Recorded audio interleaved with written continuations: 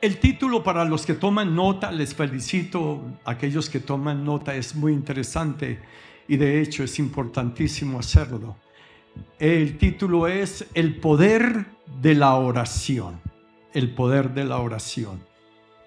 Yo digo una cosa y voy a tomar algunas personas de confianza. Perdónenme que yo soy así concienzudo y confianzudo, ¿no? ¿Cómo te sentirías, Pablo? Tienes esposa, tienes hijo, y que de repente llegue a casa y digan: tu esposa falleció, tus hijos fallecieron. ¿Cómo te sentirías? Destruido. Una palabra seca de una vez. Ahora vamos a ver a mi hermana Dolly. Llegó a casa y encontró la grave noticia de que papá, mamá perecieron en un accidente. ¿Cómo te sentirías?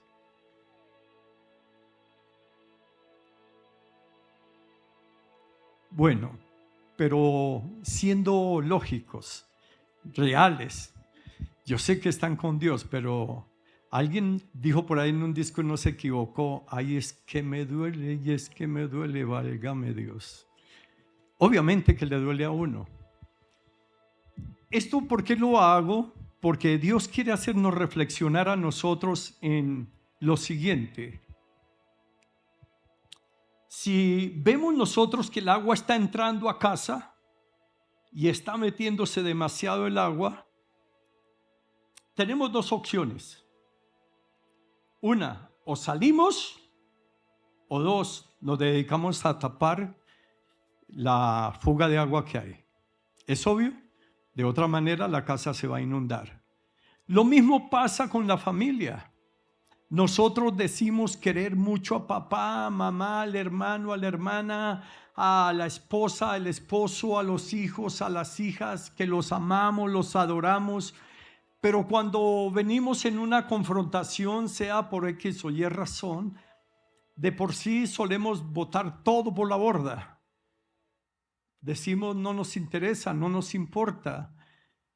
Pero déjame decirte que cuando pasa algo, es cuando nos damos cuenta en lo profundo de nuestro ser que realmente no existe odio, rencores, amargura, resentimiento, enojo, indisposición, que todo lo que hay en ese corazón es amor. Amor. Pero uno no lo quiere aceptar. Entonces lo que Dios quiere hablarnos en esta mañana es: si tú dices que amas tanto a tu esposo, a tu esposa, a tu mami, a tu papi, tus hermanos, tu familia, amigos, compañeros de estudio, de trabajo, etcétera, yo entonces, de parte del Señor, te pregunto algo. ¿Qué estás haciendo por ellos? ¿Qué estás haciendo por ellos? Y es lo que Dios nos confronta en esta mañana. Y hay una palabra que quiero decirte, como un interrogante, te lo dejo ahí, o como una pregunta, tómalo como quieras. ¿Puede una vida de oración abrir la prisión de una cárcel? ¿Puede una vida de oración hacerlo? Algunos dicen sí. Y déjame agregar algo más de parte del Señor. En esa cárcel que habla Dios, está hablando en la cárcel que se encuentra tu propia vida. Tu propia vida. A base de tu actitud, carácter, comportamiento, tu estilo y tu forma de ser. En esa cárcel se encuentra posiblemente tu padre, tu madre, hermanos, hermanas o familia. En esa cárcel posiblemente está tu matrimonio y aún tus hijos. En esa prisión se hallan también tus conocidos o compañeros de trabajo, estudio, pero están encarcelados. Quizá posiblemente el vecino, pero están encarcelados. Por eso Dios dice en su palabra, Isaías capítulo 65, verso 1, dice el Señor, estaba listo para escuchar, para atender, pero nadie me pedía nada. A mí esa palabra, Padre Santo, ayer que me dio Dios esa palabra, a mí me compujo. Nadie me pide nada. Nadie. Y luego añade, estaba listo para darme a conocer, ¿sí? Para mostrarme, como quieras leerlo, pero nadie me buscaba. Nadie. Y entonces dice el Señor, por eso yo dije, aquí estoy, dice el Señor. Y le decía estas palabras a un pueblo que no me invocaba. Y cuando dice a un pueblo que no me invocaba, el resultado de no invocar se llama a un pueblo necio, terco, orgulloso, altivo, arrogante, prepotente, indiferente, frío, como tú quieras encontrarlo. Eso es lo que está diciendo Dios. Y cuando Dios nos está hablando a nosotros de esta parte, es porque Dios quiere. Oh, bendito sea Señor. Yo doy gracias a Dios porque por la mañana Dios habla una cosa y por la tarde cambia muchas en el segundo culto. Y hoy te quiero decir, lo que Dios quiere, y te lo digo con todo mi corazón de parte de Dios, Dios quiere verte feliz, gozoso y triunfante. Dios quiere eso. Y no te cuesta nada, absolutamente nada. Pero Dios te dice, hay un pueblo que me conoce y no me buscan. Hay un pueblo que me conoce y no me invocan. Hay un pueblo que saben que yo soy Dios bueno, dadivoso, y no me piden nada. ¿Y por qué dice Dios que no pide nada? Porque a decir verdad, si vamos a ser sinceros, nosotros sí nos acercamos a pedirle a Dios. Señor, ayúdame en el trabajo. Ay, Padre Santo, que no me echen. Señor, que me pueda yo, que pueda yo pagar esta deuda. Señor, que no me embarguen. Señor, que mi papá, que fulano se sane. Señor, que me quite esta dolencia, que esta enfermedad. Eso no es oración. Eso no es ruego. Eso no es súplica. Eso sobra. Si nos quitamos la máscara, la realidad y la verdad de todo esto es simplemente abrir la boca por un problema o por una necesidad. Y cuando Dios llegue a responder, mucho gusto, Señor, me encanta conocerle, puede retirarse, ya no te necesito. Esa es la verdad. Por eso en el libro de Oseas capítulo 5 versículo 15 dice el Señor, andaré y volveré hasta que reconozcan su pecado. ¿Ya? O andaré hasta que reconozcan su pecado y volveré, como quiera según la versión. Y luego añade una frase muy poderosa, como no me reconocieron, en su angustia me buscarán. Desglosemos ese texto si no es verdad. Muchos de nosotros vivimos felices. Unos porque no necesitan a Dios, otros porque creen que todo lo tienen, otros porque todo está funcionando bien y otros porque por ahí de vez en cuando se acuerdan de Dios. Ay, si sabe que Camilo se enfermó, está a punto de morirse. Ay, Dios quiera que lo sane.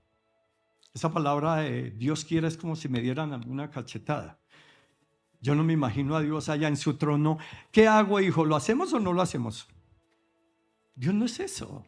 Dios es amoroso, dadivoso. ¿Ya? Yo uso una palabra, una frase en lugar de si Dios quiere, yo uso la frase con la bendición de Dios, todo estará hecho. ¿Ya? Y esa es la razón por la cual Dios está hablando de esa manera. Porque tenemos que entender que tú tienes un matrimonio que es como una bomba. Como algo que se le puso ahí, no es más sino que bajen el botoncito y eso explota y se acaba todo. O una familia que está a punto de explotar. O unos hijos que están a punto de explotar. o un padre o una madre. Y entramos nosotros solamente en el supuesto compartimiento de un diálogo que es sobre un filo, sobre un hilo. Un hilo. Ese hilo divide el problema, el intercesor o el chismoso. Porque cuando uno recibe algo, miremos a ver qué hacemos. Perdón, la tomo de ejemplo. Hermana, ¿cómo le parece que es que me... Y según como ya sea. Porque dice, ay, yo me imaginaba eso. Quien la ve ahí, no, es que voy para culto. No, es que yo me lo paso en el Señor. No, es que estoy en ayuno y oración. No, es que el Señor es bueno. Mire, mire cómo la tiene el Señor. Pero el intercesor va y le dice, Padre, tú me has permitido conocer el problema de fulano, fulana de tal, y yo ruego para que tú le respondas. Ruego para que le fortalezcas y le bendigas. Ruego para que tú seas su respuesta. Y te aseguro, dice el Espíritu del Señor, te aseguro que cuando tú estás intercediendo, mi Padre te está bendiciendo de una forma poderosa. En el nombre de Jesús. Eso está haciendo Dios. Pero tenemos que entender los planes de Dios. Alexander Wegg dice lo siguiente. Él decía de esta manera, y quiero que tú lo entiendas, lo desgloses. Puedes conmoverme con tus palabras. Me puedes conmover con tu oración. Oras muy bonito. ¡Wow! Me puedes conmover con tus cánticos, cantas muy lindo, wow. Pero yo quiero pedirte algo. Primero, conmuévete tú. Traducción: no seas hipócrita, no seas aparente. No trates de mostrarte como un espiritual, como un hombre, una mujer de oración cuando ni siquiera lo eres. No trates de conmover a los otros con ese entusiasmo de que te muestras cuando no llegas a nada. Como suele decir el pastor Luis Herrera, llegas a creer que eres café con leche y no llegas ni a un perico siquiera. Es algo que pasa y tenemos que entender que la situación que tú estás viviendo en el hogar, en el matrimonio, en la familia, en el trabajo, en la universidad, con los compañeros, con los vecinos, en la economía, en la salud, todo tiene un sello de una respuesta. Clama a mí y yo te responderé, dice el Señor. Pero no dijo, ven, haz una oración así como rápido. No, dijo, clama. Clamar es rogar, implorar, suplicar y decirle, Señor, desde el cabo de la tierra clamo, gimo, porque tú eres mi Padre, tú me formaste, tus manos me hicieron y yo soy carne y soy débil y tengo flaquezas como todo ser falible, pero tú eres mi única respuesta y mi único y pronto auxilio, mi Señor. Y entonces Dios te va a responder. Es eso lo que hay que hacer. Cuando nosotros tomamos la Biblia, solemos tomarla para mirar qué nos agrada. Y de repente nos damos cuenta que leímos sin entender, sin recibir nada. Y leímos por leer porque, a decir verdad, no nos satisfizo, no nos complació lo que leímos. Para nada. Pero cuando nosotros llegamos a entender la Biblia, nos damos cuenta que la Biblia es poder de Dios. Me gusta como dice el Espíritu del Señor. Esta palabra fue inspirada por el Espíritu Santo de Dios. Y luego añade que esta palabra no volverá a mí vacía, dice el Señor, sino que hará y será prosperada en aquello para lo cual yo la envié. Te aseguro delante del Señor en cuya presencia estoy, que lo que Dios te está hablando hoy, Dios sigue trabajando eso en tu corazón hasta que se cumpla. Pero no te suelta. Segundo punto, la soberanía y el poder de Dios.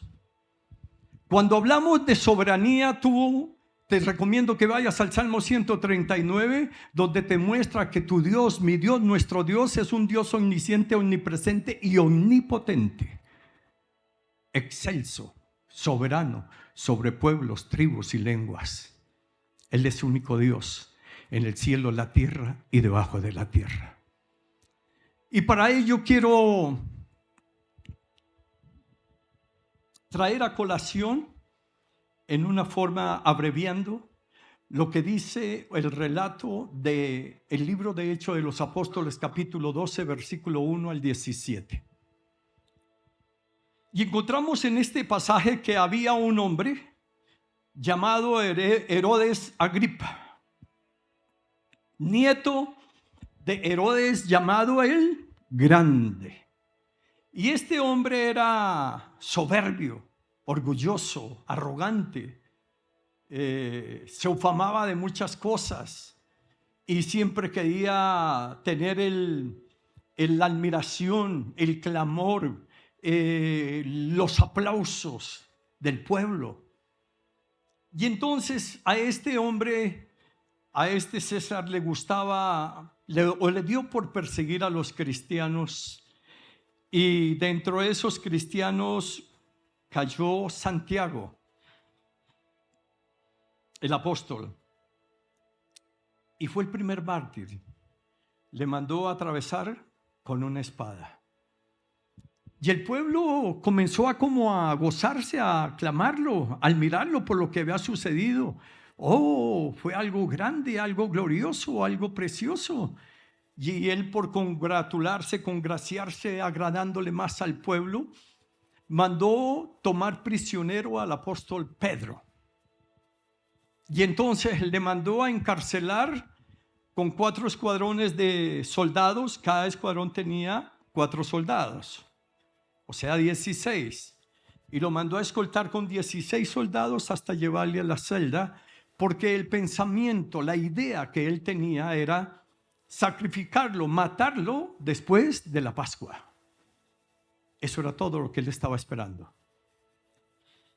Y Pedro, estando en la cárcel, llegaron allí. Me gusta mucho estudiar el relato de las cárceles que hay. Me gusta mucho. Y yo siempre encuentro que esas cárceles de la época antigua eran como unos huecos vacíos, humedosos y muy fríos, tréticos, oscuros. Y allí le pusieron al apóstol Pedro, le pusieron una cadena en su muñeca derecha y en su muñeca izquierda, de tal manera que lo dejaron extendido. Si quiere dormir, duerme sobre tus brazos, porque no hay cómo acomodarse. Y estando allí, no obstante de eso, había un soldado a su izquierda y otro soldado a la derecha. Fuera de eso, los soldados que estaban ahí, pasando la primera puerta y la segunda puerta, ahí estaban todos los soldados. Estaba súper vigilado, como si fuera el peor terrorista. Pero, dígalo conmigo, pero había una iglesia que hacía oración. Para que tú entiendas, salieron de una vez, y estando ahí Pedro en esa posición, llegó una luz resplandeciente y de repente apareció un ángel y tocando a Pedro le dijo: despierta, levántate, vístete y vamos. Cuando dice la palabra vístete, no la pases por alto. Aprende a ser curioso, a escudriñar, a ahondar, a profundizar la escritura. Porque si dice vístete, luego quiere decir que estaba. A ver, ¿quién adivina cómo estaba? Felicitaciones. Estaba desnudo. Por eso le dijo, vístete. Y cuando Pedro se vistió, él pensó que todo era un sueño y salió con ellos.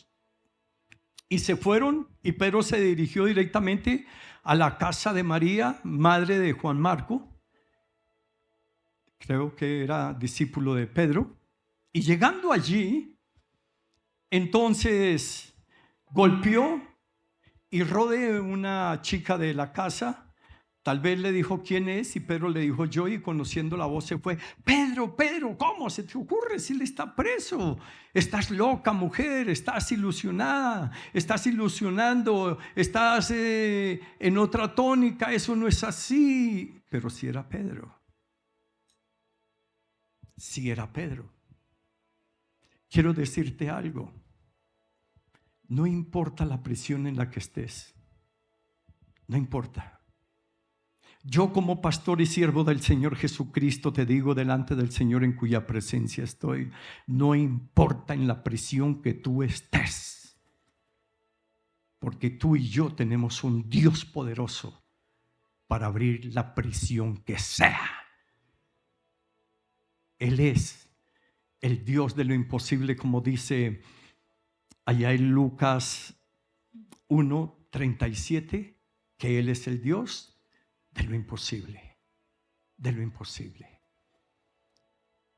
Y vemos nosotros que esto lo habla Dios directamente a la iglesia. Y te lo está hablando a ti, hermano y hermana preciosa. Tú amas a tu papá, a tu mamá, amas tus hermanos y hermanas, amas a tu esposo, a tu esposa, a tus hijos e hijas. Pues déjame decirte, en esta hora quiero desenmascarar todo. Porque si es así, entonces yo creo que esas rodillas tienen que estar marcadas pidiéndole a Dios, salva a mis padres, Señor. Cámbialos, transfórmalos. Salva a mis hermanos, mis hermanas, Señor, mi familia. Cámbialos, transfórmalos. Mire mi matrimonio cómo se hunde, Padre, un hecatombe completo. Está a punto de destruirse, de explotar todo, Señor. Pero tú tienes el poder para restaurar mi matrimonio. Así está escrito, lo que Dios ha unido no lo separa el hombre. Así está escrito que tú estuviste presencialmente en mi matrimonio, como lo estuviste en las bodas de Caná de Galilea, Señor. Cambia la vida de mi esposo. Cambia la vida de mi esposa. O mejor, Señor, cámbianos a ambos. Te lo pido, por favor. Eso es lo que tiene que hacer uno. Si en verdad amamos, hagamos eso. Hagamos eso. Y no como suele pasar, digámosle, con la iglesia del Señor, que va uno y viene una hermana y me dice, hermano, mire que me pasa, me sucede y me acontece. Y yo voy y le digo, hermana, ¿cómo le parece que le pase y le acontece? Y ella ya después dice, ¿cómo le parece que vino por ahí? No te digo quién, no, porque no me gusta el chisme, pero sí te digo que y le agregó más y le está degradando. Pero cuando tú eres un hijo, una hija de Dios, Dios te conoce porque eres un siervo, una sierva de oración. Una vida sin oración es una vida de esclavitud en cualquier área, en cualquier área. Y déjame decirte algo más. Cuando estamos hablando nosotros de una vida de oración, personalmente yo estoy viendo el poder y la soberanía de Dios. No importa cuántos soldados hayan, no importa la cárcel, no importa las cadenas, no importa la forma que esté, no importa, porque allí llegó el ángel directamente y pasó por encima de los soldados, nada, y llegó a la primera puerta que estaba con soldados, nada, y llegaron a la última puerta que era de hierro, la que daba a la ciudad, y se abrió sola, nada. No pasó nada. Dígalo conmigo, en mi vida tampoco pasará nada que Dios no lo sepa. Nada. Entonces, cuando yo entro en esta parte de la escritura, yo quiero tomar el tercer punto como algo muy importante. Y el tercer punto es que Dios, nuestro Dios, te desafía a ti, a mí y a nosotros nos desafía. Y cuando Dios nos está desafiando a nosotros, lo encontramos nosotros en una forma muy, pero muy sencilla y muy clara. Muy sencilla y muy clara. En el relato que yo estaba haciendo, Santiago murió atravesado por una espada y nada pasó. La historia solamente dice, o el relato dice, que lo mataron a espada. No pasó nada. En el caso de Pedro, Pedro fue preso, puesto en una cárcel para ser ejecutado, pero allí pasó algo grandioso, algo poderoso, algo tremendo. Había una iglesia. Había una iglesia orando. ¿Lo estás entendiendo? A mí no me interesa si yo tuviese mi padre o mi madre vivos. A mí no me interesa el carácter, el temperamento de papá o de mamá. No me interesa. No me interesa si me insultan, si me dicen sinvergüenza, bueno para nada. No, son mi papá y mi mamá. Ellos son mis padres. Yo en este momento, como pastor, nunca en mi vida le he dicho: Señor, perdóname por tratar así a mamá o a papá, porque jamás en mi vida lo hice. Siempre respeté y honré a mi padre y a mi madre. No me importa el temperamento, el carácter tan fuerte que tenía mi padre. No me importa. No me interesa. Es mi padre. Siempre lo he respetado y lo he honrado, al igual que a mi madre. Pero yo quiero decirte, ¿cómo tú quieres agradar a Dios? ¿Cómo quieres tú que salgas de esa senda tan mala que tienes y regreses a la senda antigua si eres un hombre que estás haciendo las cosas fuera de la voluntad de Dios? Tienes y amancillas cosas contra tu padre, tu madre, contra tu esposo, tu esposa, tus hijos, o los hijos contra los padres. ¿Cómo quieres ser bendecido? Por favor, yo te digo. En el libro de Efesios, capítulo 6, está escrito: cuando tú honras a tu padre y a tu madre, y así lo dice el libro de Éxodo, dice: largura de días tienes, o sea, años, prosperidad, paz y salud. Pero cuando se quebranta ese mandamiento, déjame decirte que serás como la palmera, sube, crece y caerás como el coco. En el tiempo menos pensado será un desastre tu vida. No lo digo yo, escrito está. Y aún este es el tiempo en que los hijos se creen galantes con los padres y no entienden que ese padre analfabeta, torpe, bruto, cerrado de la cabecita, que no maneja un celular, un computador, ni la tecnología de hoy en día, ese dio toda su vida, su esfuerzo, su lucha para sacarte avante. Él lo hizo, ella lo hizo. Y ahora nos creemos café con leche porque soy ingeniero, porque soy técnico, porque soy especialista, porque estoy en la jugada. Para nada sirve. Y así es el matrimonio. Si en el matrimonio no aprendemos a despojarnos y a humillarnos delante de Dios, diciéndole: Señor, redarguye mi corazón. Tal vez mi esposo, mi esposa obran, proceden, actúan de esta manera porque yo soy culpable en muchas áreas. Señor, te pido me perdones. Y te ruego, Señor, que desarraigues, desmembrene en mi corazón lo que no es tuyo. Hazlo con mi esposa también, Señor. Y cámbianos y bendícenos y transfórmanos en el nombre de Jesucristo de Nazaret. ¿Es eso lo que Dios quiere? La oración. Vemos lo que está pasando en este país, lo que está pasando en muchos países, y apenas decimos: terrible, terrible, terrible. Tantos muertos, tantos heridos.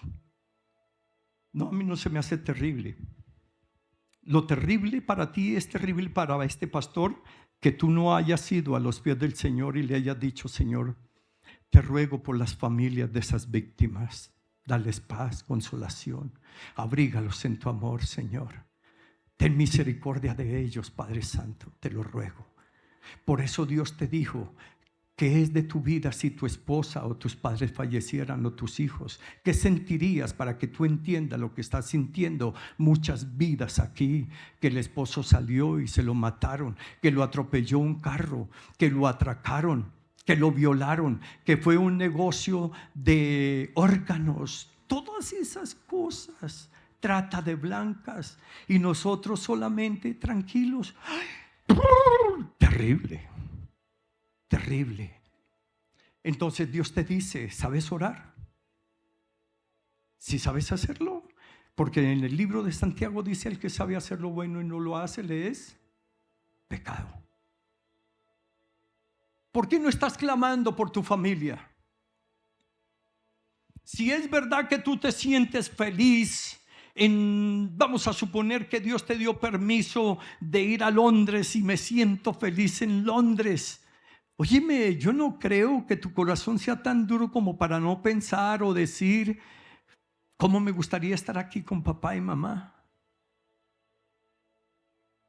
Yo no creo eso, porque si lo haces, y si es verdad que lo haces, déjame decirte que tú necesitas llegar a los pies de Cristo y que cambie tu vida, porque no eres nadie, no eres nada. Si no sabes valorar, si no sabes amar a tus padres, no eres nada, eres basura. Dice el Señor: esas obras que tú haces, que crees que son buenas, para mí, delante de mí, dice Isaías, en el libro de Isaías dice el Espíritu Santo, son como trapos de inmundicia. Piénsalo. Si yo llevo 50 años con mi esposa, no vaya a creer que llevamos 50 porque ella es pastora y yo soy pastor, y porque Dios es lo más de bueno con nosotros. Nosotros también disgustamos, tenemos diferencias. Nosotros también luchará 3 caídas de 2 sin límite de tiempo, también. Pero hay oración, está Dios, Él habla al corazón de ella y al mío. Él nos cambia, Él nos transforma, Él nos redarguye de justicia, de juicio y de pecado. Y así lo hará contigo si te atreves a clamar. Y no solamente por tu familia, tu matrimonio y todos los tuyos, por esta Colombia. Yo siempre he dicho, desde que soy pastor, Colombia es para mi Cristo. Mi Cristo amado es el Señor de esta nación de Colombia. Y será así, y seguirá así, siempre y cuando tú lo desees, tú lo quieras. Por las mañanas, en lugar de levantarse a refunfuñar, qué día tan frío. Uy, mira, amor, acabé de escuchar en el noticiero, mataron a 10 más. Uy, qué desgraciados esos. Tú eres hijo de Dios, hija de Dios. Claman los justos y el Señor los oye. ¿No dice acaso la palabra de Dios? Oren por sus gobernantes, buenos o malos, oren por ellos. Oren por la paz de este país. Oren. Dios no nos dijo quéjense, lamentense. Dios nos dijo fue sencillamente oren. Y cuando Dios nos está diciendo a nosotros que oren, entonces quiero decirte algo muy, pero muy especial. Yo reto a los hermanos y hermanas estudiosas de la iglesia que dicen: pastor, yo leo mucha Biblia, hasta con ChatGPT, con todos me las juego, listo. Muéstreme un versículo, un texto, un capítulo donde Dios le haya enseñado a sus discípulos a predicar. No aparece. Pero si tú lo coges, Lucas capítulo 13, verso 1 en adelante, allí encontramos nosotros que los discípulos le dicen al Señor: Señor, enséñanos a orar. Cuando el Señor se fue a orar allí en el monte de Getsemaní, oren ustedes también. Cuando lo regresó, ahí se formó la isla de roncador y quitasueño, roncando cada uno. No estaban orando. Pero ellos olvidaron que en Mateo capítulo 6, versículo como del 7, 8, 9 en adelante, dice el Señor: y ustedes orando, oraréis así: Padre nuestro que estás en los cielos. Porque ya Él no será solamente tu Dios, sino tu Padre. Porque ahora vosotros habéis sido lavados en la sangre de mi Hijo, habéis sido justificados y son hijos de Dios. Amén. Y por eso el Señor dijo eso. Me gusta mucho lo que dijo Charles Spurgeon. Dijo algo muy interesante. Yo prefiero tomar la vida de una persona y enseñarla a orar que enseñar a 10 a predicar. Qué interesante, ¿verdad?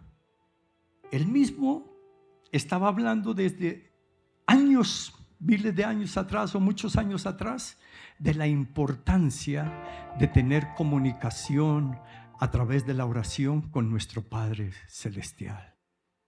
Él mismo lo hacía. Y hay otra historia más. En la Segunda Guerra de 1944, había un general muy conocido, muy famoso en los Estados Unidos, el general Patton. Y este general llevaba su ejército y saliendo de Francia se fue por el occidente de Alemania. Pero de repente las condiciones climáticas comenzaron a empeorar y comenzó a venir una lluvia tremenda que lo que era tierra se convirtió en lodo. Y por supuesto para los soldados meterse en allí, eso era un caos, un hecatombe completo, difícil. Y podían haber sido fulminados por la lluvia, por el frío, el hambre, porque en un momento de esos, ¿qué se hace? ¿Dónde se refugian? O en segunda instancia los enemigos llegaban y sencillamente les mataban. ¿Qué hizo el general Patton? Él tenía como 500 capellanes y llamó a uno de los capellanes y le dijo: hágame un favor, hazme una oración donde se clame a Dios para que cambie totalmente este ambiente. Cesen las lluvias, los cielos se despejen y todo cambie. Y la hizo y fue y le dijo: mi general, aquí está la oración. Dijo: por favor, reprodúzcase en 3,000 o 5,000 copias y se le entrega a cada soldado. Y luego los reunió y les dijo: ¿recibieron la tarjetica de la oración? Pues ustedes tendrán que orar esto en la mañana, en la tarde, en la noche, en la madrugada, en la guerra, en el descanso, en el baño, en el comedor, allí donde estén comiendo, porque no había comedor, donde sea, pero estén clamando y haciendo esta oración. Como en 48 horas los cielos se despejaron, la naturaleza cambió todo su aspecto. Vinieron los aliados y atacaron a los enemigos, a los alemanes, a todos los enemigos. Y luego él comenzó, el general Patton, a marchar y fulminó a los que tenía que fulminar, y Dios lo honró y le dio la victoria. ¿A causa de qué? ¿A causa de qué? ¿A causa de qué? Ahora quiero que digas conmigo: ¿puede mi oración cambiar mi familia, cambiar mi matrimonio, cambiar mis amigos y salvar esta Colombia? Tú tienes la respuesta. Tú la tienes. No te preocupes Señor, gracias por este día. Te pido que me vaya bien, bien, bien, que tenga muchos negocios, Señor, que me vaya en el trabajo. Padre, que ojalá me aumenten el sueldo. Padre, que tú me guardes, me protejas. La oración del egoísta. Yo. Eso ya pasó de moda, era un yo. Ya pasó de moda. Escrito está en Gálatas 2:20. Ya no vivo. Olvídate de él. ¿Por qué te preocupas por ti? Si dice que ahora Cristo está en ti, el Señor Jesús está en ti, Él está en ti, ya tú no vives. Y si ya tú eres consciente de que ya tú no vives, ¿por qué te preocupas? ¿Quién sería capaz de levantar la mano? No contra Él. ¿Quién está en Él? ¿Quién sería capaz de pegarle al Señor Jesús? Te voy a matar. ¿Quién sería capaz de matar al Señor Jesús? ¿No es que Él no vive? ¿Quién vive en Él? Entonces, ¿por qué te preocupas? ¿Por qué te afanas? ¿Por qué te desesperas? No os preocupéis por qué tenéis que comer o qué tenéis que vestir. Mira las aves del cielo, que ni hilan ni trabajan, y vuestro Padre Celestial las alimenta a todas ellas. Pues no valéis vosotros mucho más que esas aves, hombres y mujeres de poca fe, dice el Señor. Es eso. Cuando tú te preocupas para que tu familia, tus padres, hermanas y toda la familia, para que tu esposa, tu esposo y tus hijos vengan a los pies del Señor Jesucristo, tú eres un hombre de oración, un hombre de victoria. Jamás te garantizo que estarás en derrota, jamás. Siempre estarás en victoria. Pues así está escrito: claman los justos y el Señor los oye. Claman los justos. No mancilles, no abrigues el pecado, la indiferencia, no la abrigues. Aprende a entender que estás mal delante de Dios y no intentes ocultar tu pecado, porque hay un testigo ahí contigo y no está lejos, no está por allá, está acá. Se llama el Espíritu Santo. Él te ve, te conoce y sabe lo que piensas, lo que haces, lo que actúas y lo que estás haciendo. No seamos ignorantes y aprendamos a entender que Dios todo lo sabe, todo lo conoce y todo lo puede en nuestra vida. Todo, absolutamente todo. Ustedes me ven aquí. Yo pienso que he dormido por ahí 2 horas y media, 2 horas 45 minutos. No he dormido más. El Señor sabe que estoy hablando la verdad. Me asustó mi esposa, que me dice: amor, en un momento te quedaste dormido. ¿Qué pasó? Que te despertaste con un alarido. ¡Ah! Oye, yo grito no soy. Y hasta el momento le digo: te equivocas, ¿no estarías soñando tú más bien? ¿Yo gritando? Pero si ella dice que sí, sí. Pero ¿cómo estoy? ¿Cómo estás tú hoy? No sé cómo hayas dormido anoche, no sé qué haya pasado en el día de ayer, no sé cómo te comportaste en la madrugada y en la noche, pero sé que Dios está contigo y aquí estás. Aquí estás. No saliste para un hospital, tampoco para un cementerio. Saliste para la iglesia, para adorar, exaltar y engrandecer al Señor tu Dios.